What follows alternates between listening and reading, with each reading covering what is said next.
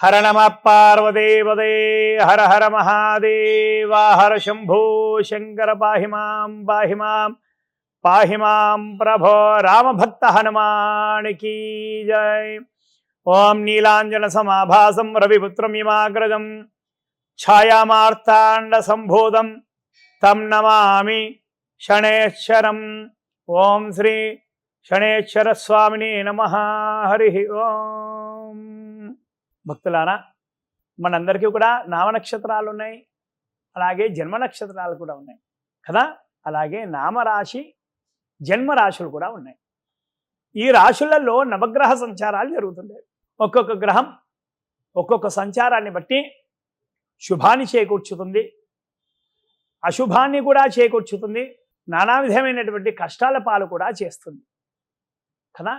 అందులో నవగ్రహాలలో శనేశ్వరుడు చాలా చాలా ప్రత్యేకమైనటువంటి వాడు కదా. శని బాధలు అంతా ఇంత కాదు, చెప్పుకుంటే కనుక ఎన్నో ఎన్నో బాధలు చెప్పుకోవాల్సి వస్తుంది కదా. మరి ఈ సంవత్సరము శనీశ్వరుడు యొక్క బాధలు పడుతున్నటువంటి వారు ఎవరైనా ఉన్నారా, ఏ రాశుల ఎవరైనా ఉన్నారంటే ఉన్నారు. కర్కాటక రాశి అష్టమ శని, అలాగే వృశ్చిక రాశి అర్ధాష్టమ శని, అలాగే మకరం కుంభం మీనం ఏలినాటి శని. ఈ 5 రాశుల వారికి శనిగ్రహం యొక్క ప్రభావం ఉంది. అయితే శనిగ్రహం యొక్క ప్రభావం తగ్గాలి అంటే శనీశ్వరుడికి ఆరాధన వల్ల ప్రభావం మాత్రమే తగ్గుతుంది. ఎప్పుడు కూడా మొత్తానికి మొత్తం వదిలిపెట్టాడు. చాలామంది కూడా అనుకుంటుంటారు మనం ఏదైనా పూజ చేస్తే శని మనని వదిలిపెడతాడా అని. ఆయన యొక్క దృష్టి మనపైన కొద్దిగంతా తగ్గుతుందన్నమాట. వక్రదృష్టి అనేది తొలగిపోతుంది. అంటే వక్రదృష్టి అంటే చెడు చూపు, మనల్ని చాలా గట్టిగా ప్రమాదంలో పడేయాలి అనేటువంటి ఆలోచన చూపు అనేది తగ్గుతుంది. ఏదో చిన్న చిన్న సమస్యలతో బయటపడాలంటే శనీశ్వరుడు యొక్క ఆరాధన చేయాలి.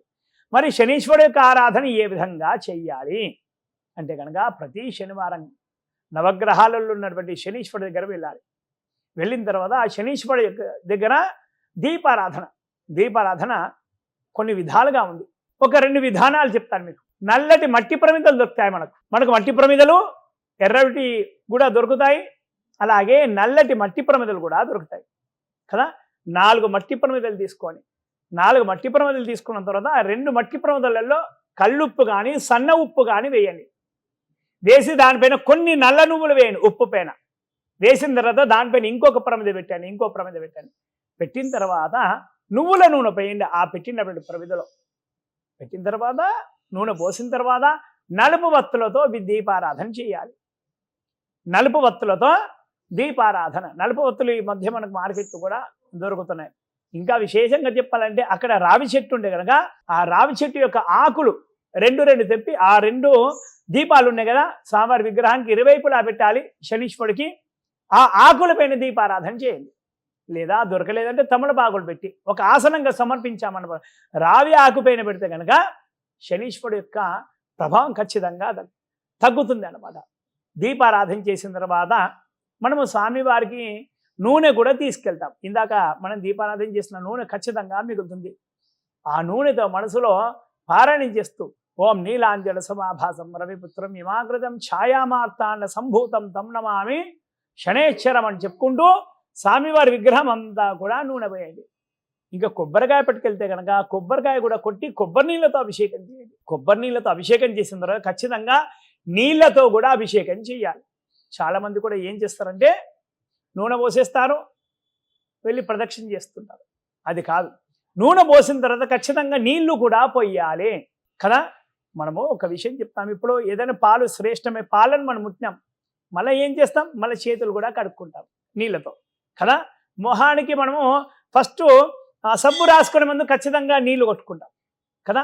తర్వాత మళ్ళీ ఏం చేస్తాం, సబ్బు రాస్తాం.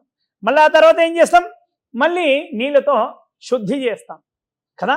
ఇక్కడ కూడా భగవంతుడికి ఆరాధనలు కూడా ఖచ్చితంగా నూనె పోసిన తర్వాత ఖచ్చితంగా నీళ్ళతో అభిషేకం చేయాలి. తర్వాత స్వామివారికి యథాశక్తి గంధము పసుపు కుంకుమలతో అలంకారం చేసి పుష్పాలతో అర్చించి అలా మీ దగ్గర నువ్వులు ఉంటే కనుక 19 సార్లు స్వామివారి యొక్క పాదాలపైన అంటే చాలామంది కూడా తెలియకుండా ఏం చేస్తారంటే నెత్తిపైన ఒంటిపైన నువ్వులు ఇలా వేసేస్తుంటారు. అలా వేయకూడదు. అలా వేస్తే కనుక స్వామివారి యొక్క రూపము దర్శనము మనకు సరిగ్గా కనిపించదు, ఒక కురూపిలాగా కనిపిస్తాను మనం కదా. విగ్రహం మీద ఎప్పుడైనా కూడా సుందర రూపంగా మనకు దర్శనం ఇవ్వాలి కదా. విగ్రహం పైన అంతా నువ్వులు పడి ఉన్నాయి చేసినా అంటే మనకు దర్శనం సరిగ్గా జరగదు. అయినా అలా వేయకూడదు. ఒక అభిషేకమే విగ్రహం అంతా కూడా చెప్పబడింది. అర్చన నువ్వులు వేయడం విగ్రహం అంతా అనేది మనకి ఎక్కడ కూడా చెప్పబడలేదు. పాదాలపైన మనసులో ఓం శ్రీ శనేశ్వరాయ నమః, ఓం శ్రీ శనేశ్వరాయ నమః అంటూ పారాయణం చేస్తూ 19 సార్లు స్వామివారి యొక్క పాదాలపైన నల్ల నువ్వులు వేయండి. 19 ఎందుకంటే స్వామివారి యొక్క సంఖ్య, జప సంఖ్య 19,000. అందులో మనము ఒక 19 సార్లు వేస్తున్నాం అన్నమాట. 19 అనేది స్వామివారి యొక్క సంఖ్య. తర్వాత యథాశక్తి పుష్పాలు సమర్పించి, అగరబత్తులు ఉంటే కనుక అగరబత్తులు కూడా చూపించి, ధూపం దీపం నైవేద్యం ఇక్కడ బెల్లం కూడా పెట్టవచ్చు, కొబ్బరికాయ కూడా నైవేద్యంగా పెట్టవచ్చు. అలాగే ఇంకా ప్రత్యేకంగా చెప్పాలంటే కనుక నల్ల నువ్వులు నల్ల బెల్లము చక్కగా మంచిగా కలిపి 19 ఉండలు చిన్నవి చేసి ఒక రాగి చెట్టు ఆకులో ఒక స్వామివారికి ముందట పెట్టి నైవేద్యంగా పెడితే కనుక స్వామివారికి అనుగ్రహం ఖచ్చితంగా లభిస్తుంది. ఇంకా నైవేద్యాలు అంటే ఇంకా చాలా ఉన్నాయి. పండ్ల నైవేద్యాలు కూడా పెట్టవచ్చు.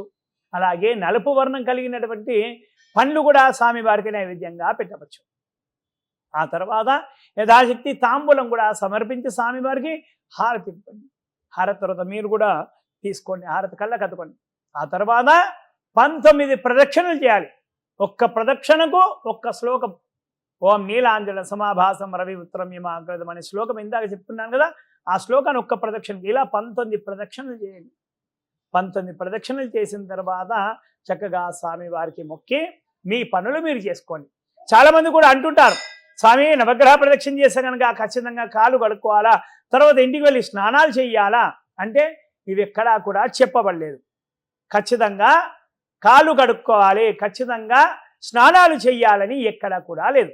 నవగ్రహాలు అందల్లా వారు కూడా దేవుళ్ళే, వారు ఒక విధి నిర్వహణలో ఉన్నటువంటి వాళ్ళు. కాబట్టి వారికి కాలు కడుక్కోవాల్సిన అవసరం లేదు. వారి పూజ అనంతరం అంటే ప్రాచీన కాలంలో ఏంటంటే మనకు నవగ్రహ పూజ చేసినప్పుడు ఏంటంటే ఆ పోసినటువంటి నువ్వులు నూనె అంతా కూడా బయటకు వచ్చి పడేది. పడిన తర్వాత అదంతా తొక్కి వచ్చి మిగతా దేవాలయాలన్నీ కూడా దర్శనం చేసుకునేవాళ్ళు. ఆ తొక్కిన తర్వాత ఆ నూనె అంతా కూడా మిగతా ఆలయాలంతా కూడా మరకలు పడేది. మిగతా వాళ్ళు వచ్చి ప్రదక్షిణ చేసినప్పుడు నీళ్లు కానీ కొబ్బరి నీళ్ళు ఏమైనా పడితే కనుక అందరూ చాలామంది కూడా జారి పడేవారు. అప్పుడు మేము చెప్పేవాళ్ళం, అయ్యా నవగ్రహాలు తిరిగినప్పుడు కాళ్ళు కడుక్కొని మా గుడికి రండి, కాళ్ళు కడుక్కోకుండా రాకని మీరు మీ కాళ్ళకు అంటుకున్నటువంటి నువ్వులు నూనె అంతా కూడా మా ఆలయాలకు అంతా కూడా అంటుకుంటుందని అలా వచ్చినటువంటి విధానం అంతే తప్ప కానీ ఖచ్చితంగా కాళ్ళు కడుక్కోవాలని ఏమీ లేదు. అలాగే ఇంకా శని యొక్క ప్రభావం తగ్గాలి అంటే కనుక ఆంజనేయ స్వామి ఆలయం ఉంటే కనుక ఆంజనేయ స్వామి వారికి సింధూరంతో అర్చన చేయించండి. అలాగే తమలపాకులతో అర్చన చేయించండి, లేదా పుష్పాలతో అర్చన చేయించండి.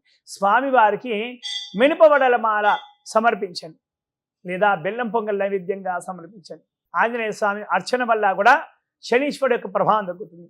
అలాగే శివుడి యొక్క అభిషేకం, శివాలయంలో నువ్వుల నూనెతో దీపారాధన, శివుడికి అభిషేకం, అలాగే అర్చనలు బిల్వదళాలతో అర్చన కానీ లేదా సుగంధభరిత సువాసన కలిగిన పుష్పాలతో అర్చన కానీ చేయించితే కనుక చాలా మంచిది. అలాగే ఇంకా ప్రత్యేకంగా చెప్పాలి, శని యొక్క ప్రభావం ఇంకా కూడా తగ్గాలి అంటే కనుక శనివారం రోజున రావి చెట్టు కింద దీపారాధన చేసిన తర్వాత రావి చెట్టు ప్రదక్షిణ మనసులో ఓం శ్రీ పిప్పలాదాయ నమః, ఓం శ్రీ పిప్పలాదాయ నమః అంటూ మనసులో పారాయణ చేస్తూ రావి చెట్టుకు 19 ప్రదక్షిణలు చేస్తే కనుక శని ప్రభావం ఖచ్చితంగా తగ్గుతుందన్నమాట. అలాగే ఇంకా శని యొక్క ప్రభావం ఖచ్చితంగా తగ్గాలి, ఇంకా తగ్గాలి అని కనుక సాయంకాలం ప్రదోషకాల సమయంలో నల్ల నువ్వులు అలాగే నల్ల బెల్లం చక్కగా కలిపి 19 ఉండలుగా తయారు చేసి ఆవుకు తినిపిస్తే కనుక ఎంత విశేషమైనటువంటి పుణ్య ఫలితం దక్కుతుంది. శని యొక్క ప్రభావం కూడా ఖచ్చితంగా దక్కుతుంది. అలాగే పేదవాళ్లకు వస్త్రదానం, నీలి వస్త్రదానం కానీ నలుపు వస్త్రదానం కానీ చేస్తే కనుక ఎంత విశేషమైనటువంటి ఫలితం దక్కుతుంది. ఇలా చేసి ఆ శనీశ్వరుడు యొక్క సంపూర్ణ అనుగ్రహాన్ని పొందండి. ఓం శ్రీ శనేశ్వర భగవానికి జై.